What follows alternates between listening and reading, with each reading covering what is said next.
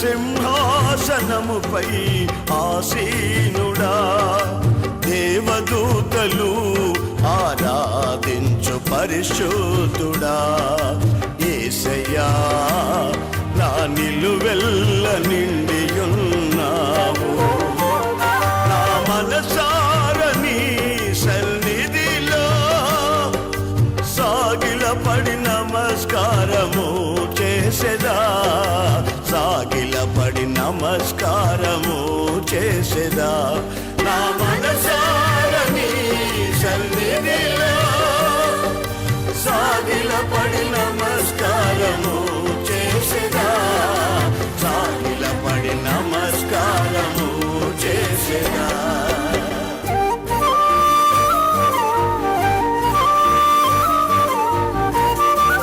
మన ప్రభువును రక్షకుడైన యేసుక్రీస్తు అతి శ్రేష్టమైన నామాన్ని బట్టి దేవుని సన్నిధిని అనుభవించడానికిని, దేవుని మాటల ద్వారా బ్రతకడానికిని, కృప వెంబడి కృప పొందడానికిని చేసిన దేవుని జనాంగమైన మీ అందరికీ పేరు పేరున అందరికీ హృదయపూర్వక వందనాలు. దేవుని మాట విత్తనమై మొలుస్తుంది, బ్రతుకుని నీడలో నిలబెడుతుంది. ఓ రకంగా చెప్పాలంటే ఆ మాట ఐశ్వర్యానికే బాటగా ఉంటుంది. దేవుని మాట వింటున్నారు, అది మిమ్మల్ని ఫలభరితంగా మారుస్తుంది. నేను కొద్దిసేపు దేవుని మాటలు చెబుతాను. ఆదికాండం 26వ అధ్యాయము, ఆదికాండం 26వ అధ్యాయము 32వ వాక్యం చదువుదాం. ఆ దినమందే ఇస్సాకు దాసులు వచ్చి తాము త్రవ్విన బావిని గురించి అతనికి తెలియచేసి, మాకు నీళ్లు కనబడినవి, మాకు నీళ్లు కనబడినవి. ఇస్సాకు చరిత్ర జాగ్రత్తగా గమనిస్తుంటే ఇస్సాకు జీవితంలో 4 బలమైన కార్యాలు జరిగాయి. ఒక కార్యం ఏమిటో తెలుసా? మాకు నీళ్లు కనబడ్డాయి అనే మాట. ఒక కార్యం ఏమిటో తెలుసా? విత్తనం వేసి ఆ సంవత్సరం 100 ఫలం పొందాను. ఇది 2వ కార్యం. 3వ కార్యం ఏమిటో తెలుసా? ఆ రాత్రి దేవుడు అతనితో మాట్లాడాను. 4వ కార్యం తెలుసా? వాళ్ళంతా ఊళ్ళో వాళ్ళంతా వచ్చి, అయ్యా రాజుగారి దిగి వచ్చాడు, వచ్చి నువ్వు మాకంటే బలవంతుడు అని ఇస్సాకుతో చెప్పారు. ఈ 4 మాటలు మీరు మనసులో పెట్టుకోనండి. ఇస్సాకు అనే మాటకు అర్థం ఏమిటి? నవ్వు. అంటే దేవుడు పుట్టించేటప్పుడు నవ్వుతోనే పుట్టించాడు. నీ జీవితమైనా నా జీవితమైనా నవ్వుతూ ఆనందంగా సంతోషంగా జీవించాలి. నేను మరలా చెబుతాను, నవ్వుతూ అంటే మనం వెకిలి నవ్వుతూ తిరగడం కాదు. నవ్వు నోటి నిండా ఉండడం అంటే సంతోషానికి సంకేతం. దేవుడు నిన్ను పుట్టించాక దుఃఖముఖంతోనూ కన్నీళ్లతోనూ వేదనతో నువ్వు కొనసాగాలని లేదు. దేవుడు అంటాడు, నేను ఆనందమయంగా నేను చేస్తాను, నీ కుటుంబానికి సంతోషం కలుగ చేస్తాను, నీ పిల్లల బట్టి నీకు నవ్వు కలగాలి, నీ చేతి పని నీకు దీవెనగా ఉండాలి, నీ సహవాసం ఆశీర్వదకరంగా ఉండాలి, నీ బ్రతుకు అద్భుతంగా ఉండాలి. అంటే నీ జీవితాన్ని ఆయన ఆనందమైన జీవితంగా, అంటే నవ్వుకునే జీవితంలాగా సంబరపడేట్టుగా ప్రభువు చేస్తాడు. అది దేవుని వాగ్దానం. మరి ప్రభువుని నమ్మి దేవునిలో సాగుతున్న మనం నవ్వుకుంటూ ఆనందంగా బ్రతుకుతున్నామా? అంటే భూ సంబంధమైన నవ్వు కాదు, ఆత్మీయ ఆనందాన్ని అనుభవిస్తూ నవ్వాలి. ఆత్మ సంబంధమైన దీవెనల చేత మనం నడిపించబడాలి. మరి ఇస్సాకు జీవితంలో సమస్యలు రాలేదా? ఎన్నొచ్చాయో, చాలా సమస్యలు వచ్చాయి. కానీ తన జీవితంలో ప్రతి చోట ఏడ్చినట్టు అనిపిస్తూనే ఉంటుంది, నవ్వు పుడతానే ఉంటుంది. దిగులు పడినట్టే ఉంటాడు, లేచి నడుస్తూనే ఉంటాడు. అందరూ అతను అసహించుకుంటానే ఉంటారు, మళ్ళీ వచ్చి దండం పెడతానే ఉంటారు. క్రైస్తవ లోకంలో ఉన్న గొప్ప విశేషం ఏంటో తెలుసా? నువ్వు దేవునితో నడవలసిన రీతిలో నడిస్తే సమస్యలు రావు అని ఏ సేవకుడు చెప్పడు, బైబిల్ చెప్పదు. కానీ ఎన్ని సమస్యలు వచ్చినా నీ నవ్వును ఎవ్వరూ పాడు చేయలేరు, నీ ఆనందాన్ని ఎవ్వరూ తొలగించలేరు. మరి జీవితంలో సమస్యలు వచ్చా నవ్వుకుంటూ ఉండగలమా? ఉండగలం. అంటే దేవుడు కలుగ చేసే ఆనందం. అందుకే యోబు గ్రంథంలో అంటాడు, మీకు నోటి నిండా నేను నవ్వు కలుగ చేస్తా. అయితే చిత్రం ఏంటంటే అలాంటి పేరు తగ్గట్టుగా, రక్షించబడిన అనుభవానికి తగ్గట్టుగా మన జీవితాలు జీవించబడాలి అంటే మనం కొన్ని పనులు చేయాలి. మొదటి పని ఏమిటంటే, ఇస్సాకట తన జీవితాన్ని ఆనందమయంగా చేసుకోవడానికి గాను సాయంకాలం వేళ అతను పొలములోకి వెళ్ళి ధ్యానించాను. ఈ మాట విన్నారుగా. అంటే దేవునితో నీకుండే బంధంలో సాయంకాలం అంటే నీకు ఒక కాలం ఉండాలి, అది ప్రభువుని కలిసే కాలం. మన ఆత్మీయ జీవితంలో ఆనందమయమైన జీవితమును, కుటుంబంలో సంతోషమును, ఆధ్యాత్మిక ఎదుగుదలను, అద్భుతం జరగాలి అనుకుంటే పొలములో ధ్యానించే గుంపులో నీ పేరు ఉండాలి. అందరూ ఆమేన్ అంటారా? ఎక్కడుండాలి? పొలములో ధ్యానించుట. పొలము అంటే సంఘం, పొలం అంటే సహవాసం. అక్కడికి వెళ్ళి నువ్వు సహవాసంలో ఎదగడం నేర్చుకోవాలి. చాలాసార్లు పొలంలోకి వెళ్లకుండా, దేవుని కలిసి ప్రార్థన చేసుకోకుండా మనం జీవిస్తాం. దానివల్ల బతికినట్టే ఉంటాం కానీ బాధల మూటగా మారతాం. తెలిసినట్టే ఉంటుంది కానీ జుట్టు విక్కున అయోమయంగా ఉంటుంది. ఈ శుభవేళ ఒక సేవకుడిగా చెబుతున్నా, మరొక్కసారి మీ వ్యక్తిగత జీవితాల్లో దేవుని సహవాస సాంగత్యం మిమ్మల్ని నవ్వుతో నింపునగాక, ఆనందంతో నింపునగాక. అందుకని సమయం దొరికినప్పుడల్లా ప్రభు దగ్గర మోకరించాలి. ఏకాంత ప్రార్థన ఉందా? కుటుంబ ప్రార్థన ఉందా? సంఘ ప్రార్థన ఉందా? పరిశుద్ధులతో కూడి ప్రార్థించడం, శ్రమలలో ప్రార్థించడం. సాయంకాలం వేళ పొలములోకి వెళ్ళి ధ్యానించిన ఇస్సాకు జీవితం మలుపు తిరిగినట్లుగా మీ అందరి జీవితం ప్రార్థన ద్వారా మలుపు తిరుగునగాక. ఈ సంఘ పరిచర్యకు పునాది ప్రార్థనేగా. ప్రతీ నెల మొదటి తేదీన జరిగే ప్రార్థనలో స్త్రీలు చేసే ధూపం ప్రార్థన ఎంత దీవెనకరంగా మన కుటుంబాలను ఆశీర్వదిస్తుంది. ఈరోజు నేనైనా మీరైనా మనం ఇంత క్షేమంగాను ఆశీర్వదకరంగా ఉండడానికి కారణం మన డబ్బు తెలివితేటలు కాదు. ధూపం వేసే వ్యక్తులు ఉన్నారు. పొలములో ధ్యానించగలిగిన అనుభవం ఏ సంఘానికి ఉన్నా ఆ సంఘం దీవెనకరంగా ఉంటుంది. అందుకని మీ కుటుంబానికి దీవెన కలగాలంటే కనీసం 2 లక్షలు ఉంటే బాగానే బతకగలం అనుకుంటే 2 లక్షలు కాదు, 5 లక్షలు ఇచ్చినా నీ జీవితంలో సంతోషం కలగదు. కనుక ఈ లోకపోస్తువులు కాదు కానీ నీ జీవితంలో ఒక ఆశీర్వాదం కలగాలి అనుకుంటే పొలములో ధ్యానించగలిగిన సంఘ సహవాస ప్రార్థనా సహవాసంలో మీరు వర్ధిల్లగలిగే ప్రార్థనా జీవితం మీ జీవితంలో ఉండాలి. అందుకని ప్రార్థనను నిర్లక్ష్యం చేయబాకండి, ప్రభువుని కలవడం ఆపబాకండి. ప్రభు దగ్గర నిలబడి ప్రార్థన చేయడం మొదలు పెడితే నీ జీవితంలో అంతకంతకు దీవెనలకు వారసులు అవుతావు. మొదటి మాట. రెండో మాట ఏం చేయాలో చదవండి. బైబిల్లో ఆదికాండం 26వ అధ్యాయము 12వ వాక్యాన్ని చదువుదాం. ఇస్సాకు ఆ దేశమందున్నవాడై విత్తనం వేసి చాలండి. ఆ దేశంలో ఉన్నాడట. అతనికి సాయంకాలం వల్ల పొలంలోకి వెళ్ళి ధ్యానించే ప్రార్థనా జీవితం ఉంది. రెండవది ఏమిటంటే విత్తనం వేశాడట. ఆ సంవత్సరం ఆ దేశం ఉంది. ఆ దేశంలో విత్తనం వేస్తే జరిగిన విచిత్రం ఏంటి తెలుసా? ఎంత పంట పండింది? 100 ఫలము కలిగాను. నీ నవ్వు స్థిరపడాలి అన్నా, నీ ఆత్మీయ ఆనందం వర్ధిల్లాలి అన్నా, నీ కుటుంబం క్షేమంగా ఉండాలి అన్నా ధ్యానించే అనుభవం మొదలదైతే, రెండవదట నీకున్న పొలములో నువ్వు విత్తనం వేయడం నేర్చుకోవాలి. విత్తనం గుప్పిట్లో ఉన్నంత కాలం నీకే లాభం కలగదు. ఆ విత్తనాలు దాచిపెట్టినంత కాలం పాడవడం తప్ప ఎందుకు పనికిరాదు. కానీ ఆ విత్తనం పొలంలో విసిరితే అది చచ్చి బతుకుతుంది, బతికిస్తుంది. మీకు తెలిసిన వాస్తవేగా. విత్తనం విసిరినాక నెమ్మదిగా ఫలభరితమైన జీవితం మొదలవుతూనే ఉంది. దేవుడు మనకిచ్చిన దానిని విత్తుకోవడం మొదలు పెడితే కూర్చుకోవడం మొదలు పెడతాం. కొన్ని విత్తనాలు చెబుతాను. అదేమిటో తెలుసా? మేలు అనేది ఒక విత్తనం. ఆ మేలు అనే విత్తనాన్ని నువ్వు విసరవాలి. విసిరితే మొలకొస్తుంది.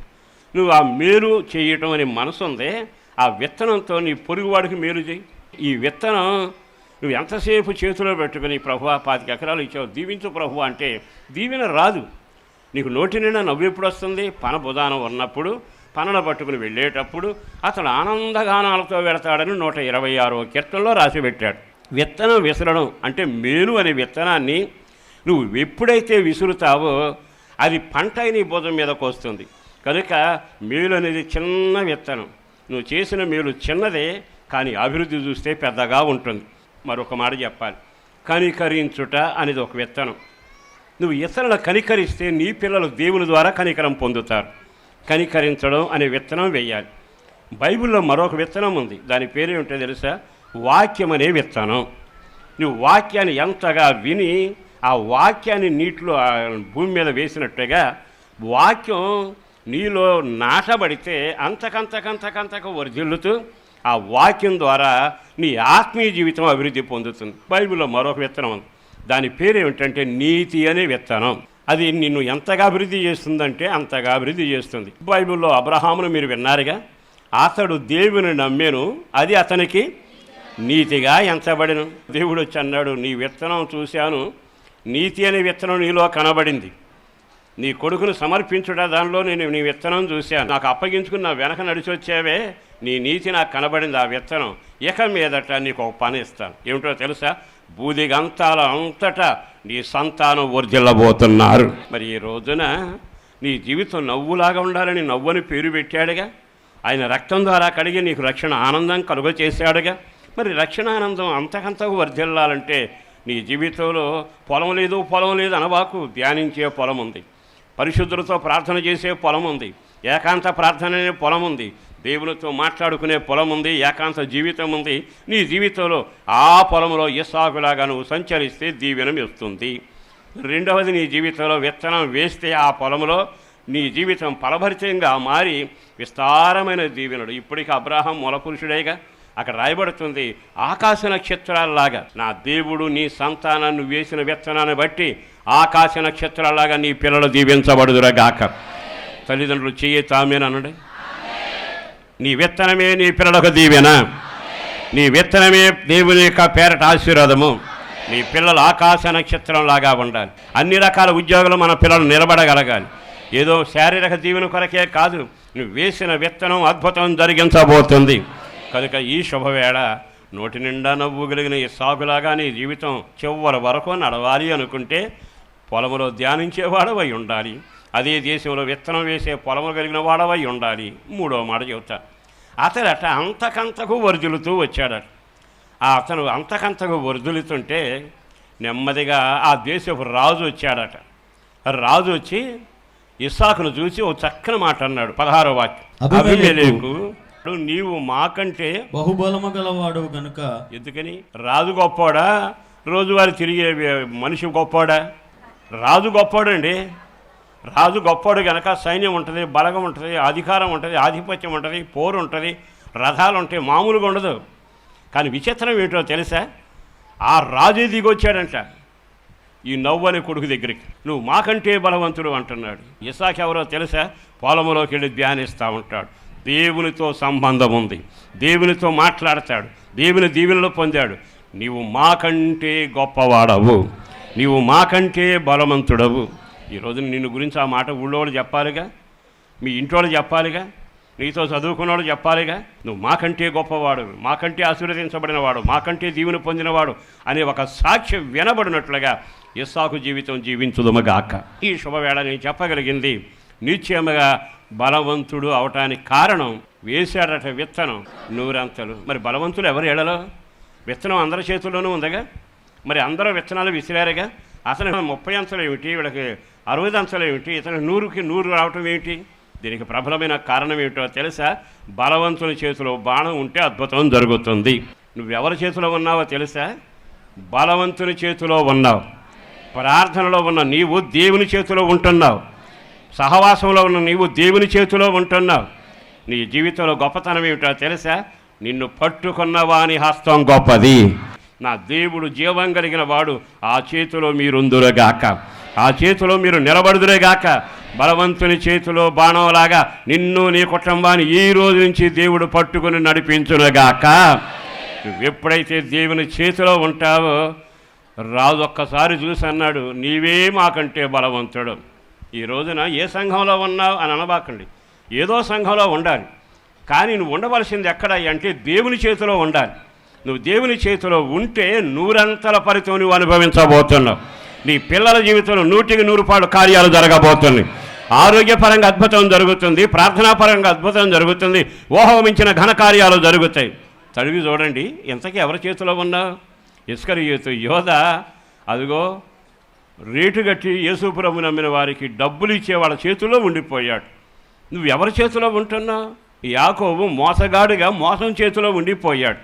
ఒక్కసారి దేమాను చూస్తే లోకం చేతిలో ఉండిపోయాడు. మీ అందరికి అర్థమయ్యే రీతిలో చెబుతూ బ్రతిమలాడుతున్నాను. మీ జీవితాలు ఫలభరితంగా లేకపోవడానికి, దైవాశీర్వాదాలు రాకపోవడానికి, దేవుని దీవులు అనుభవించలేకపోవడానికి కారణం ఏమిటో తెలుసా? బలవంతుని చేతిలో లేకపోవడం. దండం వేడి చెబుతున్నాను, ఇప్పటి వరకు శాపంలోనూ, కన్నీడలోనూ, దరిద్రతలోనూ, వ్యసనాల్లోనూ, లోకంలోనూ, చెడు సాంగత్యంలో ఉన్న యేసు పేరట తెగతెంపులైపోవునగాక, మీకు విడుదల కలుగునగాక. ఈ రోజు నుంచి నా దేవుని బాహు మిమ్మల్ని చేతితో పట్టుకొనుగాక, 100% దీవెన కలుగునగాక. మరి ఈరోజు ఈ మాట విన్నాక పొలంలో ధ్యానించే ప్రార్థన అనుభవం ఉందా? నీ చేతిలో ఉన్న విత్తనం విసిరే అనుభవం నీకుందా? నీవు నాకంటే బలవంతుడిని లోకులు సాతాను కూడా చెప్పగలిగే దేవుని చేతిలో నీవు ఉన్నావా? నువ్వు దేవుని చేతిలో ఉండు. నేను ఏదో చేద్దామనుకున్న 7 అంచెల అగ్ని ఏం చేసింది? సింహాల గుంపు ఆకలితో ఉన్నాయి, దానియేలు మింగలేకపోయాయా? మేమెంత బలవంతుని అంతెత్తు కోట కూడా గట్టి ఎరుకోని పేరు పెట్టారు, కానీ జనాన్ని ఆపలేకపోయిందిగా. ఎంతమంది చూసినా దాని చుట్టూ తిరిగితే బలమైన కోట పడిపోయింది, బలహీనులైన వాళ్ళు దాటిపోయారుగా. నువ్వు బలవంతుని చేతిలో ఉండవు. సేవకుడిగా బ్రతిమలాడుతూ చెబుతున్నా, కేవలం సంఘంలో ఆధిపత్యం కొరకు, అలవాటు కొరకు, క్రమం కొరకు వస్తే దీవెన కొరకు కాదు. మిమ్మల్ని అందరూ నేను కోరుకునేది ఏమిటంటే, డబ్బున్నా లేకపోయినా, తెలివున్నా లేకపోయినా, నా దేవుని బలవంతులైన చేతిలో మీరు ఉందురుగాక. అలా ఉండండి, అద్భుతాలు జరగబోతున్నాయి. కనుక ఇతడు జీవితంలో నవ్వుగాను ఆశీర్వదకరంగా ఉండడానికి మొదలది పొలం ధ్యానం, రెండవది విత్తనం, మూడవది దేవుని చేతిలో ఉండడం, ప్రజలంతా వీళ్ళు గొప్పవాళ్ళని చెప్పుకోవడం. 4వ కార్యం చెబుతాను, జాగ్రత్తగా వినండి. అదే అధ్యాయంలో చిన్న సంఘటన జరిగింది. ఏమిటంటే, వీళ్ళ నాన్నకి అంటే అబ్రహాముకి బావులు దవ్వే అలవాటు ఉంది. బావులు దవ్వుతూ వచ్చాడు, బావిలో నీళ్లు తీసుకుని సేద్యం చేశారు. తండ్రి చచ్చిపోయాక బలహీనుడైపోయి అక్కడే ఉండిపోయాడు ఇసాక్. శత్రువులు వచ్చి బావి తవ్వి నీళ్లు తాగేటప్పటికి వచ్చి మాది అని పోట్లాడేవాడు. ఏం చేయాలో అర్థం కాక ఆయనకు వదిలేసి వచ్చేవాడు. ఇట్లా 3 సార్లు బావి తవ్వాడండి. కష్టపడి తవ్వినాక వీళ్ళ దాసులు నీళ్లు పడ్డా కాళ్ళు వచ్చేవాడు. ఎప్పుడు శత్రువు చేసే పని ఏమిటి తెలుసా? నువ్వు ప్రారంభించగానే శత్రువు నీ మీదకి రాడు. మీరు బాగా ఆలకించండి. నువ్వు పని ప్రారంభించగానే శత్రువు రాడు. నీతో చేయించి చేయించి చేయించి ఫలితం నోటి దగ్గరకు వచ్చేటప్పటికి అడ్డం పడతాడు. బాగా ఆలకించండి. మనం ఎప్పుడైతే ప్రయాసపడతామో అప్పుడు ఎవ్వరూ ఉండరు, కానీ ప్రయాసపడ్డాక ఫలితం వస్తుందనుకున్నప్పుడు వాడు సహించలేక వస్తాడు. నీళ్లు తాగనివ్వడు, నీ ఇంట్లో నిన్ను ఉండనివ్వడు, నువ్వు వండుకున్నది నిన్ను తిననివ్వడు, నీ పిల్లలతో క్షేమంగా ఉండనివ్వడు, సంతోషంగా పడుకోనివ్వడు. వాడి పని ఏమిటంటే నాది అంటే నీ సౌఖ్యమంతా వాడు దోచుకుంటాడు. ఇట్లాంటిది ఇస్సాకు జరిగింది. నా పేరు చూస్తే నవ్వే కానీ, నేను ధ్యానించేవాడినే కానీ, విత్తనం వేసిన వాడినే కానీ, బలవంతుని చేతిలో ఉన్నవాడినే కానీ నాకు ఈ బాధలు తప్పలేదుగా అంటూ, ఏమిటి నా రాత? ప్రారంభం తవ్వుతున్నప్పుడు వస్తే వదిలేసేవాళ్ళు, తవ్వేసి నా వాళ్ళు కష్టపడిపోయి నీళ్ళు వచ్చాక వాళ్ళు పరిగెత్తుకుంటూ వచ్చి నీళ్లు నావని గొడవ పడుతున్నారే, నేనేం చేయలేనని వదిలేసి వచ్చేసాడు. వచ్చి ఏం చేయాలో అర్థం కాక రాత్రి ఎంత ఏడిపేడిచాడండి. చదవండి 23వ వాక్యం. అక్కడ నుండి అతడు బేర్షెబాకు వెళ్ళాను. ఆ రాత్రి యెహోవా అతనికి ప్రత్యక్షమై, నువ్వు ఏడ్చిన రాత్రే ప్రభు నీ దగ్గరకు రాబోతున్నాడు. నీవు కన్నీళ్లు విడిచిన రాత్రే ప్రభు నీ దగ్గరకు రాబోతున్నాడు. బలిపీఠం మండించిన క్షణమే ప్రభు రాబోతా ఉన్నాడు. మోకరించిన దినమే ప్రభు రాబోతా ఉన్నాడు. ప్రభు ఎంత దూరంలో ఉన్నాడు? ఆయన ఎప్పుడూ దూరంగా ఉండేవాడు కాడు. ఆయన నీకు సమీపంగా ఉండేవాడు. నువ్వు చేయాల్సింది ఒక్కటే, ఎప్పుడైతే కన్నీడు రాలుస్తావో, ఆయన పాదాలు పడతావో, అయ్యాని పిలుస్తావో, మోకాళ్ళు వంచుతావో, సాష్టాంగ పడతావో, అయ్యా కనికరించవని చూడు, నా దేవుడు ఆ రాత్రి నీ దగ్గరకు రాబోతున్నాడు. ఎప్పుడు? శుక్రవారమా, ఆదివారం రాత్రి, మంగళవారం కాదుగా. మోకరించినప్పుడు, కన్నీళ్ళు విడిచినప్పుడు, బలిపీఠం మండించినప్పుడు, తప్పులు ఒప్పుకున్నప్పుడు, అయ్యా అని శక్తిహీనుడిగా కేక వేసినప్పుడు, నీ కంఠధ్వని ప్రభువుకు వినబడగానే, అది పగలైనా రాత్రైనా, సముద్రమైన అడవైనా, చెరసాలైనా, ఒంటరిగా ఉన్న, దిక్కుమాలుగా ఉన్న నీ స్వరం వినబడిన వెంటనే ఆ క్షణమే ఇస్సాకు దగ్గరకు వచ్చిన దేవుడు మీ దగ్గరకు వచ్చునగాక. ఎంత ఆశీర్వదకరం అండి. తన జీవితంలో నవ్వులాంటి పేరు పెట్టినవాడు నవ్వుని జీవితం ఇస్తాడుగా. ఇప్పటి వరకు వాక్యం విన్నావు. నువ్వు ఎవరి వారసుడివి? నువ్వు ఎవరి సంతానం? ఎవరి సహవాసం? ఎవరి పొలంలో ఉన్నావు? ఏ బలిపీఠ మీదకి ఎక్కావు? బాగా ఆలకించు. దేవుడు ఎంత దీవెనకరంగా నిన్ను మార్చబోతున్నాడు. ఆ రాత్రి వచ్చి చదవండి. ఆ రాత్రి యెహోవా అతనికి ప్రత్యక్షమై, నేను నీ తండ్రి అయిన అబ్రహాము దేవుడను, నీ తండ్రి అయిన అబ్రహాము దేవుడను, నేను నీకు తోడై ఉన్నాను గనక భయపడకుము. నా దాసుడైన అబ్రహామును బట్టి, మీ తండ్రి అయిన అబ్రహామును బట్టి నేను నిన్ను ఆశీర్వదించి ఆశీర్వదించబోతున్నాను. భయపడబాకు, నేను నిన్ను ఆశీర్వదిస్తాను. ఆ రాత్రే మన దేవుడు ఎవరో తెలుసా? చేతులెత్తినా, కన్నీళ్లు రాల్చినా, చప్పట్లు కొట్టినా, మోకరించినా, అయ్యాని కేక వేసినా, బలిపీఠం దగ్గర మోకరించి బలిపీఠం మండించిన ఆయన దిగి వచ్చే దేవుడు. నేను నీకు తోడై ఉంటానని మాట ఇచ్చినవాడు. మరి ఈ రోజున ఆ ప్రార్థనేగా మనం బ్రతికిస్తుంది, ఆ ప్రార్థనేగా పరిచర్య జరిపిస్తుంది, ఆ ప్రార్థనేగా మన కుటుంబాలను కడుతుంది, ఆ ప్రార్థనలోనేగా దేవుని సన్నిధిని అనుభవిస్తున్నాం. ఆ రాత్రి దేవుడు వాగ్దానం చేశాడు. నెమ్మదిగా ఒక్కసారి దేవునికి దండం పెట్టుకున్నాడు. నేను ఏడ్చిన ఏడుపు వ్యర్థం కాలేదుగా, నేను మొర్రబెట్టిన విధానం వ్యర్థం కాలేదుగా అని. తెల్లవారిపోయింది. తెల్లవారినాక నెమ్మదిగా బయలుదేరి తన వాకిట్లోకి వెళ్ళాడు. అప్పటికే జనం వచ్చి రెడీగా ఉన్నారు. వాళ్ళని అలా చూశాడు. ఎవరు వీళ్ళంతా అని చూస్తే విచిత్రం ఏంటి తెలుసా? బావులు పూడ్చిన వాళ్ళంతా వచ్చారు. ఇది మాది అని అడ్డం తిరిగిన వాళ్ళందరూ వచ్చారు. మన్నేస్తాం అన్నవాళ్ళు వచ్చారు, చంపేస్తాం అన్నవాళ్ళు వచ్చేసారు, నువ్వు బతకడానికి వీలు లేదని చెప్పిన వాళ్ళు వచ్చారు, ఎక్కడి నుంచి వెళ్ళిపో అన్న వాళ్ళందరూ వచ్చారు. రాత్రి ఏమో దేవుడు తోడై ఉన్నాను అంటాడు. తెల్లారేటప్పటికి శత్రువులందరూ గుమ్మ ముందు కనపడ్డారుగా. నిజంగా దేవుడు తోడైనట్టేనంట. దేవుడు తోడై ఉంటే వీళ్ళంతా నన్ను చూసి పారిపోవాలిగా. కానీ దేవుడు ఎంత ఆశ్చర్యకరుడో తెలుసా? ఏం మాట్లాడకుండా నిలబడ్డాడు ఆయన. ఇస్సాకు దగ్గరగా వీళ్ళు అడిగాడు, బాగున్నారా? ఇంకేమైనా బావితో అయితే పూడుద్దామని వచ్చారా? మా అంతు చూద్దామనుకున్నారు, ఇంకా నిద్రపోలేదా మీరు అంటూ మాట్లాడాడు. వాళ్ళేమన్నారు తెలుసా? ఇస్సాకు, అపార్థం చేసుకోబాకు, నీ జీవితంతో ఆటలాడాం, నీ భక్తితో ఆటలాడాం, నీ బావులతో ఆటలాడాం, నీ పిల్లలతో నీ కలిగిన సమస్తంతో ఆటలాడాం. కానీ ఒక్కడ చెప్పనా, మేము ఒక్కసారి కన్నులు ఎత్తితే నీ వెనక దేవుని హస్తం కనబడుతుంది. నీ వెనక దేవుని హస్తం కనబడుతుంది. దేవుని హస్తం మీ వెనకాలుంటే మా బతికేమవుద్దిక. దేవుని హస్తం నీకు తోడై ఉంటే మేము ఎన్ని పనులు చేసినా శిక్ష అనుభవించాల్సిందేగా. సమాధానానికి వచ్చామయ్యా, జరిగిన పొరపాటంతా ఒప్పుకుంటున్నాం, క్షమించు అని చెప్పి క్షమాపణ కోరుకున్నారు. కోరుకున్న వెంటనే వాళ్ళ వచ్చిన మార్పును చూశాడు. నా శత్రువు నా ఎదుర సాగిలపడేట్టుగా చేశాడే. కారణం ఏమిటో తెలుసా? నవ్వు కలుగజేసేవాడు ఆయన, ఆనందాన్ని కలుగజేసేవాడు ఆయన, అద్భుతం జరిగించగలిగిన వాడు ఆయన. ఇప్పుడు ఆనందం ఏమిటో తెలుసా? బావిలు పూడ్చారని ఏడుపు అప్పుడుంది, నాకు విరోధంగా లేచిన వాళ్ళంతా వచ్చి సమాధాన పడుతున్నారనే సంబరం ఇప్పుడుంది. తర్వాత వెంటనే వాళ్ళకి భోజనం ఏర్పాట్లు చేస్తే అందరూ భోజనాలు చేసుకుని షేక్ హ్యాండ్ తీసుకుని వెళ్ళిపోయారు. వాళ్ళు అట్లా వెళ్ళారండి. ఇటు నుంచి ఒక ముఠా వచ్చారు.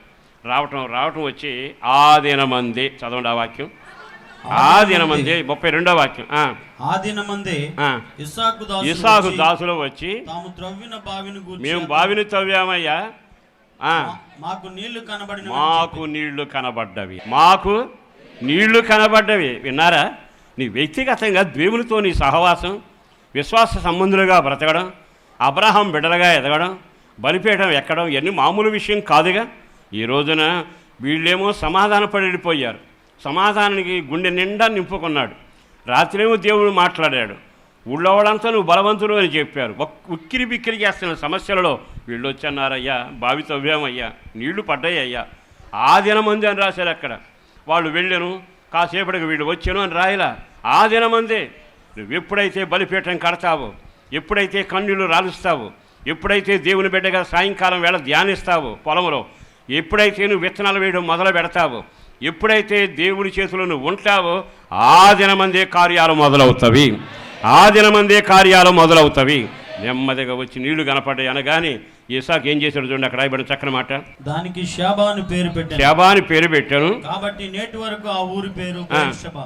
విన్నారా ఏమంటున్నాడు? దానికి ఏమని పేరు పెట్టారు? దానికి షేబా అని పేరు పెట్టాను. మాకు నీళ్లు కనపడ్డాయి అమ్మా, మాకు నీళ్లు కనపడ్డాయి. మనం అయితే ఏమన్నాడు? ఎట్లా ఉన్నాయి? సౌగా ఉన్నాయా, తీగ ఉన్నాయా? కానీ ఇతను ఏమంటాడు తెలుసా? ఆ దినమందే నీళ్లు కనపడ్డాయి. ఈ దినము దేవుడు నన్ను దర్శించిన దినము, నా బలిపీఠానికి జవాబు వచ్చిన దినము, నా కన్నీళ్లకు జవాబు వచ్చిన దినం, నీళ్లు ఉప్పగా ఉంటాయా చేదుగా ఉంటాయా నేను ఎందుకు అడుగుతాను?